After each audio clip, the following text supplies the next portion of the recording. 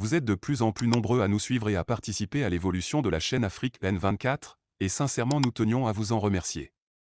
Nous lisons tous vos commentaires qui enrichissent le débat et vraiment nous vous demandons de nous soutenir, en aimant les vidéos pour une large diffusion, et pour continuer à avoir une ligne éditoriale indépendante, et vous proposer de nouvelles émissions toujours de plus en plus enrichissantes.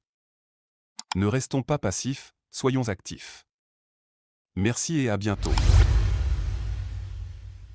Teacher, bonjour. Teacher, j'ai eu ce plaisir hier d'écouter Gérard Adja. Je l'ai écouté. Et je peux te dire que quand on est brillant, on est brillant. C'est-à-dire, il arrive des moments dans la vie des peuples où les gens qui sont dans la plupart tolérants perdent leur tolérance et disent les mots qu'il faut à la place qu'il faut. C'est ce que Gérard a fait hier. Teacher, je te rappelle que ce monsieur a beaucoup connu des tortures, la prison, les menaces. Gérard n'a jamais flanché. Je ne le connais pas personnellement, mais je le suis depuis. Idem encore aussi, pardon. Pour Urodjipa, que je connais personnellement, parce que son parcours en Allemagne est connu. Il y a des choses, quand les gens les font, ceux qui connaissent ces gens ne sont pas étonnés. Si tu connais une personne qui est en train de poser des actes, dans la plupart des cas, tu n'es plus étonné. Quand on prend le cas de Urodjipa, que moi je connais personnellement, en Allemagne ici, je peux te dire, Teacher, qu'il a commencé cette affaire de lutte pour la libération du Togo depuis la nuit des temps. Ce n'est pas quelqu'un qui est tombé dedans comme ça, bouillard. C'est quelqu'un de très humble. Moi, j'ai connu Urodjipa comme un garçon très humble, un frère humble. Il est très pacifique. Vous pouvez discuter de beaucoup de choses. Et puis, intellectuellement, ça tient. Parce qu'il est cultivé. Et je vais te faire une anecdote.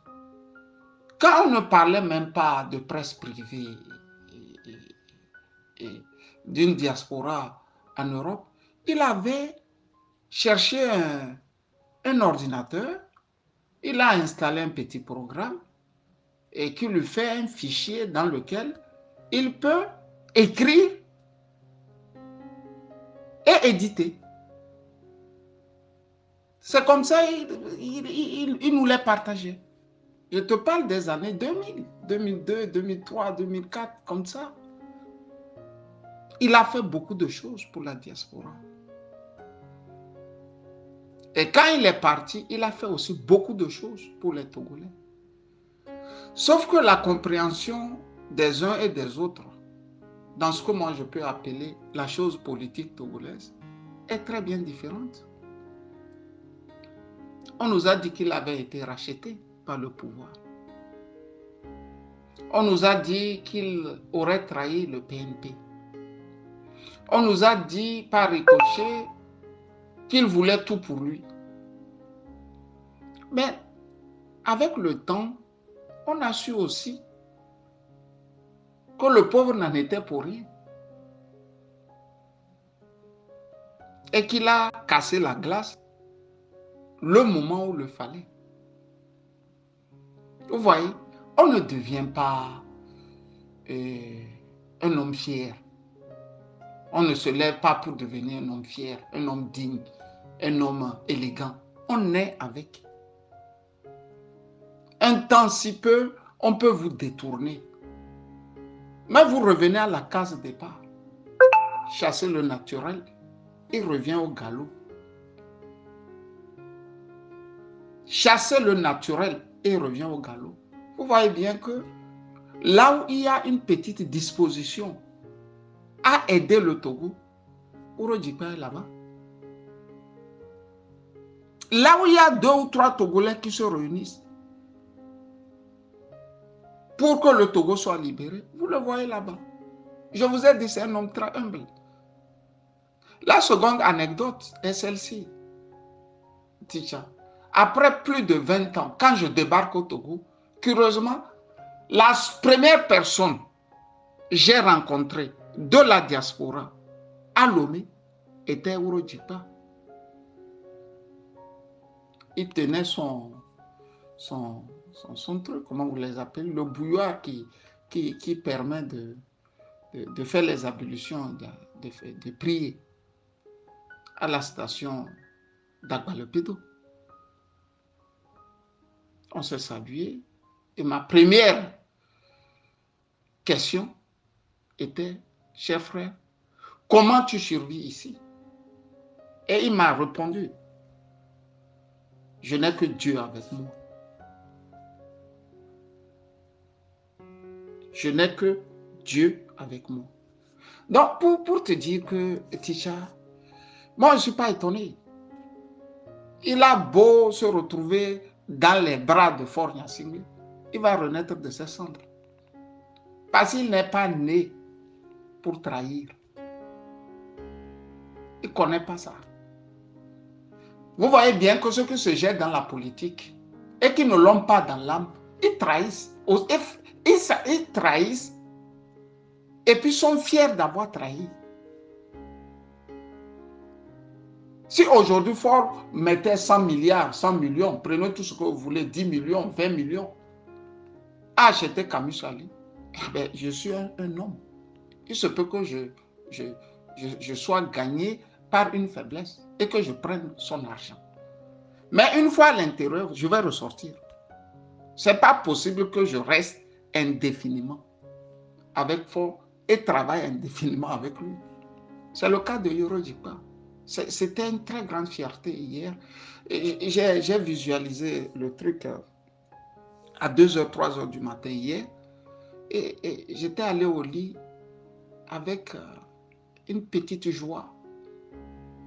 Idem aussi pour le doyen, c'est ce Kouroua Ayeva de l'ATLMC, qui a fait une belle planche et pour la libération des prisonniers politiques, que nous tenons d'ailleurs à publier. Donc, quand les matadors de la politique togolaise reviennent pour mettre la main à la pâte, c'est-à-dire, on est content. Il y a une génération de fainéants qui est née au Togo et qui pense que c'est avec eux la politique a commencé. Et c'est eux qui sont notre problème. C'est eux qui sont notre problème. C'est eux. Donc, Ticha, c'est une fierté. Et tout à côté, quand j'ai vu Nicodème Abia avec son éternel, et sa barbe éternelle, et qu'il transporte toutefois avec lui, je me suis dit, voilà un monsieur. Et Ticha, une anecdote m'est revenue encore. Nous étions à Togo Forum quand Samuel Bachati, paix à son âme, un de nos rédacteurs, nous a envoyé une planche, et Joseph Takeli et moi, dans laquelle on était surpris de lire que Innocent Pato, qui fut journaliste à la TVT, venait de gifler Nicodème Abia en pleine civilisation américaine. Le cabier s'est levé lors d'une rixe et l'a giflé. Mais Nicodème n'a pas répondu. Il n'a pas répliqué. Pour être franc, Ticha, je me suis dit non, si c'est Camus Sali, et je vais harceler Innocent Pato jusqu'à ce qu'il ne quitte les États-Unis. Je vais harceler l'homme. Je vais lui rendre le coup. Mais avec la distance, C'est Nicodème Abia qui était un grand homme. Ce n'était pas le Kabien. Donc, quand vous avez des gens comme ça, qui ne faiblissent pas, à l'intérieur, je dis à l'intérieur, c'est très, très important. À l'intérieur, qui ne faiblissent pas.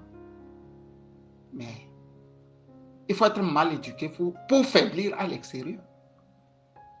Regardez mon frère Nabouja, Brahima.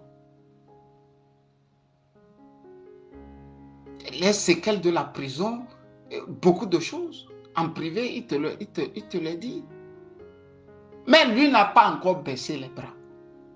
Donc, moi qui suis à l'extérieur, qui n'est pas à l'intérieur, c'est-à-dire devant le lion, si j'abandonne, c'est que je suis un peu mal éduqué. Si j'abandonne, je suis mal éduqué. C'est un message que j'ai voulu dire à tous les Togolais. Ce n'est pas le temps d'abandonner. Ce n'est pas le temps d'abandonner. La plupart des gens que je vous cite, les Urodjipa, ils ont plus de 55 ans. Ce n'est plus des enfants. Mais ils tiennent à continuer. Ils tiennent à continuer. Donc, quand tu as 20 ans, tu as 30 ans, toi, tu ne veux pas faire ce qu'eux sont en train de faire. Ce qui veut dire que ton avenir est compromis. Et l'avenir de tes enfants est déjà compromis. Urodjipa pouvait dire, ok, je reprends mon avion, je viens m'installer en Allemagne. Il ne le fait pas. Là où 3 ou 4 Togolais sont là pour la libération du Togo, il est tout à côté. Vous voyez? Je reste constant avec mes valeurs. Ça peut étonner beaucoup que c'est Camus Ali qui encense Urodjipa. Mais il a fait du bien. Il est en train de faire une bonne chose. Donc, mon rôle est de l'encenser afin qu'il continue. C'est mon rôle, ça. Donc, Ticha, cette affaire de Beko Djonji, là, il faut que nos gars, j'appelle nos gars, les gars de la DNK, qui représentent le peuple togolais. J'ai été le premier à dire à l'opposition entière que la DNK, c'est la petite chose sur laquelle vous pouvez vous agripper pour harceler le pouvoir. Là. Imagine-toi un peu, si la DNK avait faibli et laissé. Donc, ce qui veut dire qu'il fallait reconstituer encore le jardin. Il fallait aller refaire les sillons, chercher les graines, chercher je ne sais quoi, pour que les fleurs, comment dirais-je, le jardin, avec toute sa composante, recommence par pousser. Alors que la Denka est déjà là. Vous voyez que les Urodjipa, les Nicodème Abia n'ont plus de stress pour venir mettre la main à la pâte. Maintenant, il faut définir la définition de cette lutte. Il faut avoir une définition de cette lutte. Qu'est-ce que vous voulez faire? Et Gérard Adja, je pense, est en train de tracer ces sillons. Si bien dit, si bien fait, que je ne sais même pas si j'étais son professeur, combien je donnerais. Je ne sais pas. Parce qu'il a dit ce qu'il fallait dire. Personne ne peut maintenant nous dire que les gars n'ont pas entassé des milliards dans leur salon, dans leur chambre. Et ce que